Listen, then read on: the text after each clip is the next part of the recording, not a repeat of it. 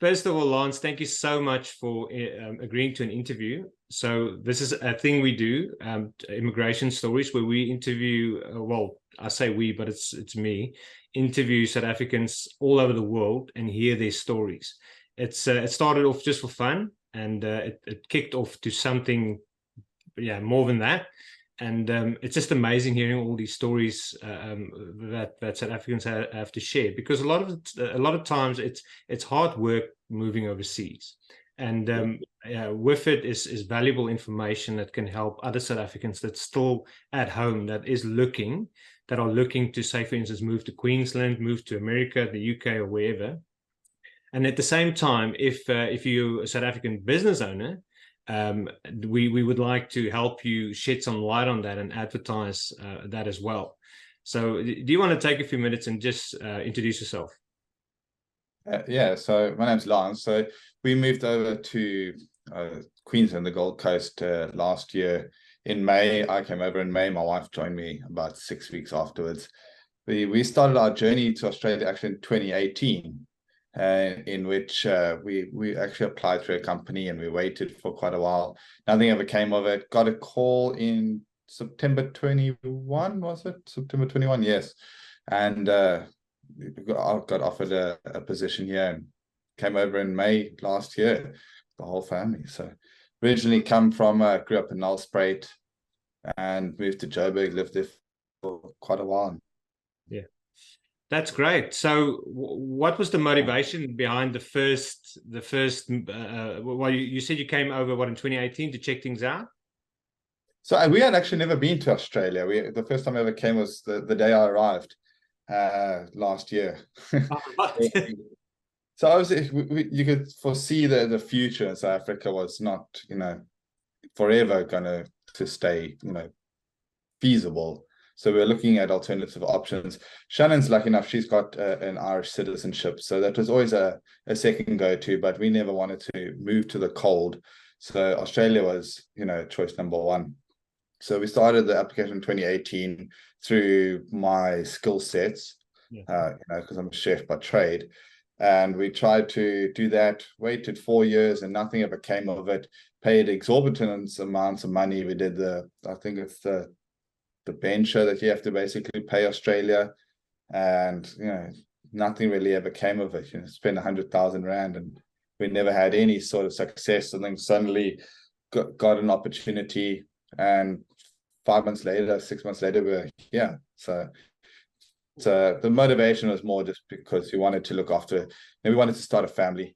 And we could see that South Africa probably wasn't where we wanted to raise the children. Just you look at where the schooling system was when I was there, and it's slow decline, that you're forced to go to public or private sector schools.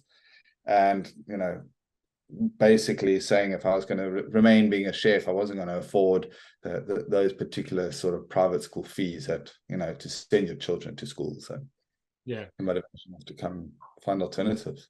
Well, yeah, this Australian public system is very good in its own. So you decided at the end of the day on Queensland. I would say that was the right choice from the beginning, because you're basically in paradise. Plus, there is a massive South African community there. How do you find the people that you deal with on a day-to-day basis? Because I'm assuming you guys just plugged in straight away and you got the sort of the support and the friendships that you needed to make the transition between countries much quicker. Yeah, we've been very fortunate. Shannon's best friend, they moved here in 2016, and her father moved here a few years prior to that. And obviously, so he set up base camp, supported them, and they've sort of been our crutch, if that's a better way of putting it. And owning Serengeti Cafe, it's sort of been very fortunate that I think I've been more involved with South Africans here than actually was in South Africa, in the sense that it's been a big focus on bringing South African foods and South African elements, sort of reminiscent of South African sort of what culture and heritage. So I've been, I deal with science on a daily basis. About 70% of our clientele that come in and out of there are South Africans. So we've been sort of very fortunate that as far as a culture shock goes, we haven't quite had it as possibly as some other people that would have, purely on the basis that we're basically still in South Africa, just in a first world environment. So yeah, we've been very fortunate. Gold Coast is also, like, you know, it's sort of one of those particularly beautiful areas. We had tried to in our 2018 applications, Queensland is obviously the hardest one to get into. We had lodged into Tasmania, which, you know, complete polar opposites. And yeah, so when this opportunity came up to come to Queensland, we jumped at it. Yeah, we had a few opportunities ourselves, but Victoria was where the work was. Now, you said so tell us a bit about your business. So we started off, I actually arrived on the Sunday and we opened on the Tuesday.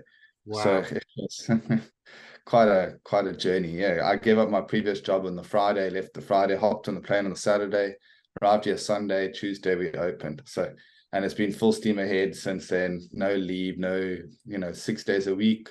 Yeah. We started off with 2 nights a week, Fridays and Saturdays. But during the middle of winter, new restaurant, it's very much outdoor environment. It was, you know, we went through some struggles then. Shan also came over 8 months pregnant. So, you know, that was, so it was the hours at the beginning sort of struggled a little bit. But as we got going, the restaurant sort of picked up feet. We've had a huge community-driven, luckily enough, from the Paradise Point Australian people, as well as the South African community. We've had a lot of support from the South African shops in and around. We've collabed with a couple of other South African chefs doing bunny chow evenings, and we sort of just tried to become, you know, very community-driven on that aspect. And we host a lot of different things. We've had a lot of people come in and sort of be intrigued by the food, introducing them to boerewors and biltong. Yes, it's sold in the South African shops, but people aren't necessarily inclined to walk into the South African shops as an Australian. They'll think, you know, I drive past a Kiwi shop every day, but I've yet to go into it. But whereas with the restaurant, we have that element that people come in there just because it's a restaurant. And we've been very fortunate to, you know, explain our sort of culture and the food, and so it's been quite well diversely accepted, which has been quite. We were very worried that the Australians weren't going to be too accepting towards it, and they've definitely jumping on board, and we're getting a lot more traction. Well, if you think about it, it's like going to an Indian restaurant or a Chinese restaurant for the evening. Let's go to that South African place down the road. It works, and you'll keep getting people coming to try it out. And because we all know South African food is amazing, they'll keep coming back. I've seen the photos. I've seen the events that you guys loaded onto the app. It looks incredible. What sort of tally do you have on the evening? Are you like sold out? Do you need to like show people away from the door, or what do you do? So it's quite strange. I said this weekend we're hosting the rugby, and I've got people, I'm pretty sure they're on their hands and knees on the phone begging to please get in. But you know, we're quite a small restaurant. We're only a 60-seater, and I've already pushed it up to 110. You know, I've had to speak to the neighboring places, you know, can we use their space? And, you know, I'm hiring in equipment just for this event, but I can't go any further just because, you know, there's no space. I can't go on the road. So, yeah. So for those special events, definitely need to be booking. I'll spit, you know, every last Sunday of the month since the beginning, from the first month we did it, was we have this thing called meat on the coals. And we do a lamb spit or a brisket, and I've done espetadas, I've done potjiekos, and it changes every single month. There's a full buffet spread, and those are generally always sold out well in advance. We've just started a new one called Sunday Sessions, which has got tapas and all of that, and live music, and those have also proved to be pretty popular. So whenever we do these special events, they're generally sold out. It used to be plenty of space, and now about 4 days before is probably around a good time, and then it's fully booked. But like I said, some of these events, like the rugby, we've been sold out now for 4 or 5 weeks. Wow. So if you want to, on a normal weekend when there's no rugby on, you need to be at least 5 days ahead of time with your booking to make sure you see. That's amazing. Well, I must say, what I've seen, and that's only what was posted on the app, was The food looks great. The decor looks amazing. The name, everything about it is African, and that is appealing in its own for all South Africans. So I can see that you will be well connected with people of your own country, and that's what for me Oorsee is a lot about is staying connected. It's yes, when you move to a new country, you need to transition and become part of the land, but it's not always easy to do so on your own. So our motto is basically surround you with other South Africans and help make that transition easier. And in the environment that you guys are in, I could see that's quite doable. So what's the next thing? Are you going to be expanding? Or are you looking at maybe opening up another restaurant somewhere else, a franchise? So at this point, we're actually trying to get the shop next door. We're in negotiations as we speak of trying to expand to next door, and that's sort of, as we expand, we're going to make it a little bit more African because we bought an existing restaurant. It had some sort of basis. We first wanted to test out, would the South African food even be, worthwhile? Would it be a success? And obviously, it's proven to have its backing, and now we obviously just got to make it a little bit more towards the African. So we are looking at expanding just to next door, and we'll take it from there and see if we're, making an indoor space and making the restaurant bigger will create, more revenue for us to look at other venues. But the idea when we first spoke about it back in September 21 was to franchise it out.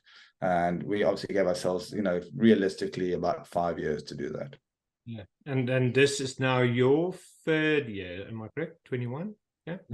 Yeah, we only started in May 22. Oh, sorry. So the process there. First year. Apologies. Wow.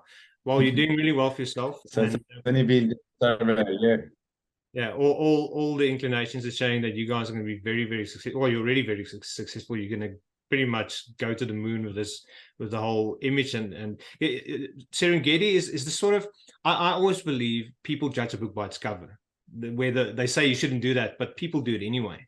And if your cover looks great and the name it rolls off the tongue beautifully, that's already a win. And then the next thing that's going to determine if you're any good is the food. And what I'm understanding is that you're quite the cook. So what is your specialty? What is the thing that you make best? Is it your potjie? I get asked this question a lot. What's the favorite thing to cook? Look, there's not one particular thing I would say that a particular favorite. I really enjoy the meat on the coals. It allows me to get out of the kitchen and out of the environment. So any of those events from the one really, like, people just give amazing feedback on that. And I never cooked a brisket in my life until I came to Australia. So it was quite a nice sort of feedback, and those are the ones I live for. Like this weekend coming for the rugby, we're going to have outdoor braaivleis stations, and those are the fun ones. That's what I enjoy. So as far as cooking a favorite meal, look, I'd say it's not necessarily the meal itself, it's the environment in which you're cooking it. And so if you can create that gees, then that's what you want to cook. That's the favorite part of cooking. Yeah, I love cooking. I wouldn't say I'm exceptionally good at it, but my kids eat it. And tonight I made like a potjiekos stew, not fully tomato because I didn't have enough tomatoes. So I did a bit of a gravy with it, but with some oxtail, and it came out beautifully. But I'm of the guy that, oh, this will look good. Now let me add some of this. This looks great, and then in the end of the day, it's a meal. But I can't cook by a book, so my hats off for that. Lance, thank you so much for your time. And it's a shame we couldn't have Shannon in, but it's hard when the kids aren't well. We've all been there. And is there anything else any advice that you can give the fellow South Africans on Oorsee? What is the fastest way for them to settle? As soon as you land and you realize, oh, I'm in a strange place, I know very little people, and you start longing for home, how can they best cope with some of those feelings? Look, Australia's well ahead of South Africa in the sense that you just got to pick up your phone and check out the local websites. Really, we just went onto Gold Coast Council and we found the benevolent groups, and you meet people through the benevolent groups. And finding a home in the Gold Coast proved a bit tough. We arrived in the peak of the crisis, the housing crisis, short in this particular region. So I wouldn't necessarily use that or tell people to stress about that too much. Things will happen as there's not much you can do about it. It will just happen. But to ease into your transition, I mean, just finding a local community. So I mean, like you can come to Serengeti and meet plenty of South Africans and feel at home. Just book 5 days in advance. Yeah, look, it's not always so bad. It's just those special events, and then yeah, just to settle down. We went full steam ahead. Like I don't know really. That would be my suggestion as well. Is just get everything sort of down on the first day. That I went and got my car. We went and got a house, and then we sort of moved in afterwards. And we went into a house with zero furniture, zero anything. And you'll be absolutely surprised. Don't buy any furniture, because you just ask on the South African groups, and you could fill a whole house. Yeah. With just the donations. People are seriously welcoming to new people, and yeah, I wouldn't even furnish a house. Just ask people, and you'd get so many things. I want to back that up though. It's so when we landed, we also came with nothing. So we went to the UK first and worked there for a few years, and then we came from there to Melbourne. Each time we sold all our stuff, and then we come over just with suitcases. Just cheaper, and it's easier, less stress. And it took us about 3 weeks, and we had a fully furnished house. Which 80% of that was other South Africans that helped us out. And that, for me, that was incredible. Just mind-blowing, the amount of help that we have for each other abroad. Lance, thank you so much for your time. Sorry, was there something else you wanted to? Yeah, one last thing. Make sure you buy the battery-powered lawnmowers. Yes. Heidi. So Lance and I never truly ended off that video. We were talking for a considerable amount of time longer. And by the time we realized what time it was, we got interrupted. So please check out the Serengeti Cafe. I'm going to post the website in the description. Pay them a visit. And if you're in Queensland and the neighborhood, go check out the cafe for original South African food. Thanks for watching.